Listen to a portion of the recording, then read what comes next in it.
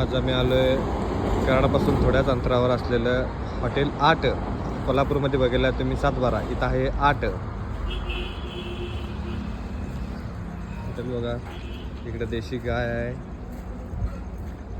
त्यानंतर हे सस्याची पिल्लू लहान लहान. हॉटेल बघा एकदम गावचा फील आणण्यासारखं हॉटेल आहे हे.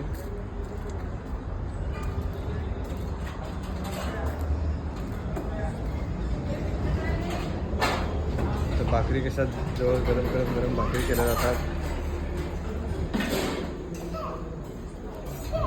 हॉटेलमध्ये पर्सिना येतं शेणानं सारवलेली मस्तपैकी मातीची फ्लोरिंग आहे.